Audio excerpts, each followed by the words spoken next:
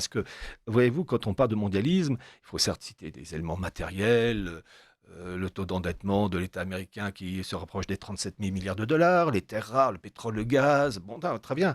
Mais il faut voir aussi le fond spirituel. Et en fait, on a depuis la Renaissance des milieux qui cherchent à promouvoir une gouvernance mondiale, et on retrouve déjà ça dans les écrits du révolutionnaire Klotz, dont j'ai réédité les écrits, enfin ces livres, un livre sorti à l'origine en 1792, et qui disait déjà de mettre en place, il disait pas gouvernance mondiale, mais république universelle, et il dit, et l'Europe, et l'Amérique, et l'Asie, et l'Afrique, dans la cité vaste et heureuse de Philadelphie.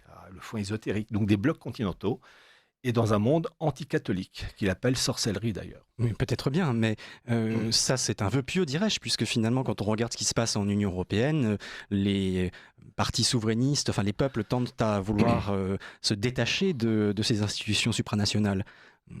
Alors, en effet, déjà l'Union européenne est une création à l'origine américaine. Oui. Il faut savoir.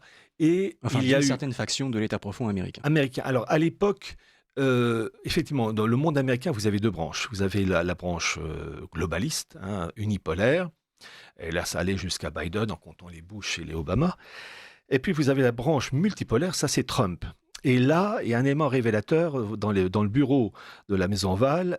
Trump a un portrait d'un président américain qui est celui de Andrew Jackson, qui était président des États-Unis de 1829 à 1837, qui était franc-maçon, et qui voulait, lui, une Amérique indépendante du pouvoir de la City de Londres, dans le cadre d'une gouvernance mondiale. Et en fait, Trump ne fait que reprendre cet idéal de gouvernance mondiale, mais avec un pilier nord-américain fort, constitué d'un autre pilier eurasiatique fort, d'un autre pilier chinois fort, et ces piliers constituant l'architecture de la gouvernance mondiale. Mais là, actuellement, au moment où je parle, en 2025, il y a ce problème de répartition des intérêts financiers, territoriaux, énergétiques, pour finaliser cette gouvernance mondiale. Et là, il se tire dans les pattes.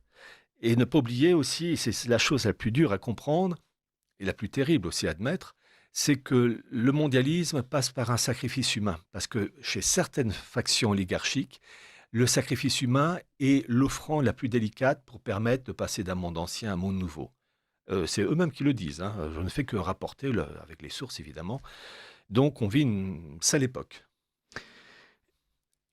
Nous revenons, s'il vous plaît, sur l'Union européenne qui Oui. commence à défaillir, fort heureusement pour certains et tristement pour d'autres. Est-ce que vous pensez que le Frexit serait une solution pour la France dans le contexte actuel de ce développement bizarre du mondialisme et parmi les différents partis qui prôneraient un Frexit, lequel vous semblerait la meilleure boîte de sauvetage? Alors, il y a déjà une chose qu'il faut remarquer,